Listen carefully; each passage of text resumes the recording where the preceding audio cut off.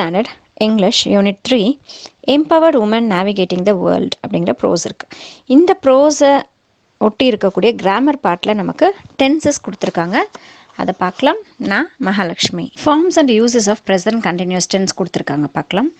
இல்லை first person, second person, third person அப்படின்னு கொடுத்துருக்காங்க. இந்த ஃபர்ஸ்ட் பர்சனில் ஐ வி வரும், செகண்ட் பர்சனில் யூ வரும், தேர்ட் பர்சனில் ஹி ஷி இட் தே இதெல்லாம் வரும்.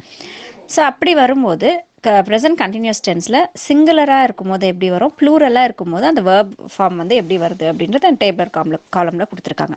இப்போ ஐ வரும்போது ஐ சிங்குலர்னும் போது பக்கத்தில் ஆம் தான் வரணும்.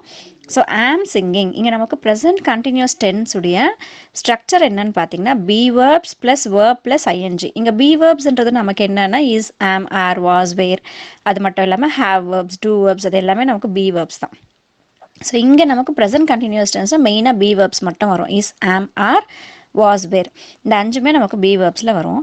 அப்போ ஐன்னும் போது பி வேர்ப் என்ன வரணும்னா ஆம் வரணும். அது பக்கத்தில் சிங் அப்படிங்கிற வேர்ப் இருக்குது, அது பக்கத்தில் ஐஎன்ஜி இருக்குது. So be verbs plus verb plus ING, அதுதான் நம்மளுடைய ஸ்ட்ரக்சர். ஸோ வின்றது ப்ளூரல், அதனால ஆர் அப்படிங்கிற ப்ளூரல் ஃபார்ம் ஆஃப் பி வேர்பை நம்ம போட்டிருக்கோம். செகண்ட் பர்சனில் பார்த்தீங்கன்னா யூ அப்படின்றது ப்ளூரலை குறிக்கும். ஸோ யூ ஆர் நம்ம ப்ளூரல் ஃபார்ம் பி வேர்ப்ஸில் இருக்கக்கூடிய ப்ளூரல் ஃபார்ம் வந்து ஆர். ஸோ அதை எடுத்து நம்ம போட்டிருக்கோம். You are singing. இங்கே நமக்கு ப்ரெசன்ட் கண்டினியூஸ்ன்றதுனால பி வேர்ப்ஸில் இருக்கக்கூடிய ப்ரெசண்ட்டை மட்டும் நம்ம எடுத்துக்கலாம். இஸ், ஆம், ஆர், இது மட்டும் தான் நமக்கு ப்ரெசென்ட். வாஸ், வேர் வந்து நமக்கு பாஸ்ட் டென்ஸில் வந்துடும். ஸோ இங்கே ஞாபகம் வச்சுக்க வேண்டியது மூணே தான். இஸ், ஆம், ஆர் மட்டும் தான் இங்கே வரும். So you are singing now அப்படின்றது செகண்ட் பர்சனில் வந்திருக்கு. தேர்ட் பர்சனில் வரும்போது பார்த்தீங்கன்னா ஹி ஷி இட்ன்றது நமக்கு சிங்குலர். ஸோ சிங்குலர் இருக்கும்போது நமக்கு வர வேண்டிய பி வேர்ப் என்னன்னு பார்த்தீங்கன்னா இஸ் தான் வரும். So is plus verb plus ING is singing அப்படின்றது நமக்கு ஆன்சர் வந்திருக்கு. அடுத்து தேன்னும் போது ப்ளூரல் நமக்கு சப்ஜெக்ட். அப்போது தே ஆர்னும் போது நமக்கு பி வேர்ப்ஸில் இருக்கக்கூடிய ப்ளூரல் வந்து are. So they are singing now. இப்போ நெகட்டிவ் ஃபார்மில் வரும்போது ஃபர்ஸ்ட் பர்சனில் எப்படி வரணும் அப்படின்னா ஐ பக்கத்தில் ஆம் தான் வரும். So I am not singing now. அதே செகண்ட் பர்சன் போகும்போது யூ ஆர் பக்கத்தில் நாட்டு போடுறோம் அப்படின்னா ஆர்ன்ட்டுன்னு வந்துடும். So aren't singing. He she it பக்கத்தில் இஸ் இருக்குது நமக்கு.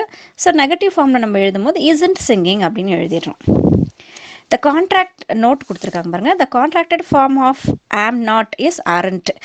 ஆம் நாட்ன்றதை நம்ம சுருக்கமாக எழுதுகிறோம் அப்படின்னா அது வந்து நம்ம ஆரண்ட்டுன்னு சொல்கிறோம்.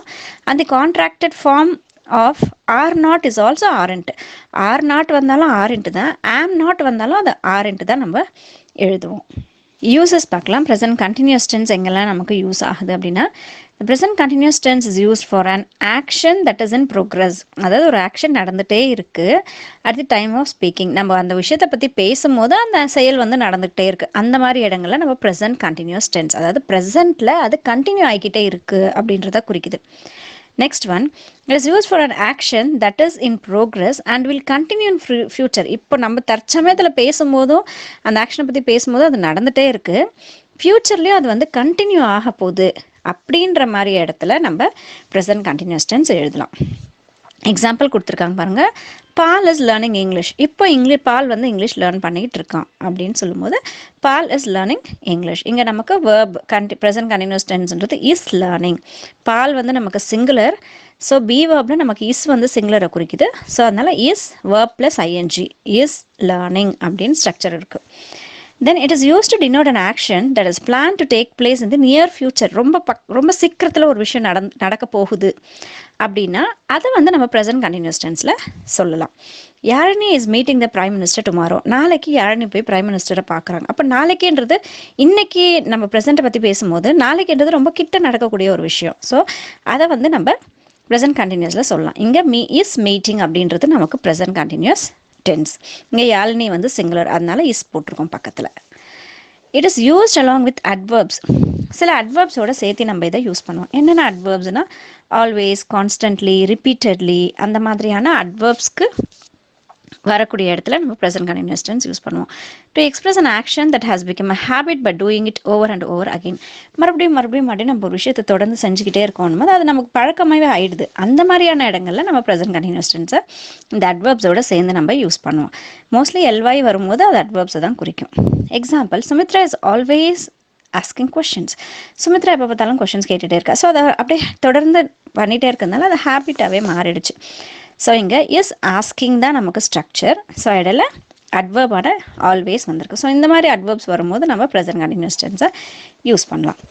Note, verbs are perception and some other verbs are not generally used in the present continuous tense. இங்க perception அப்படின்றது பார்த்தீங்கன்னா நம்மளால உணர மட்டுமே முடியாது, நம்மளால பார்க்க முடியாது. ஸோ அந்த மாதிரியான வேர்ப்ஸில் நம்ம ப்ரெசன்ட் கண்டினியூஸ் டென்ஸை யூஸ் பண்ண மாட்டோம். ஃபார் எக்ஸாம்பிள் சில உணரக்கூடிய வகையில் இருக்கக்கூடிய வேர்ப்ஸ் பாருங்கள்.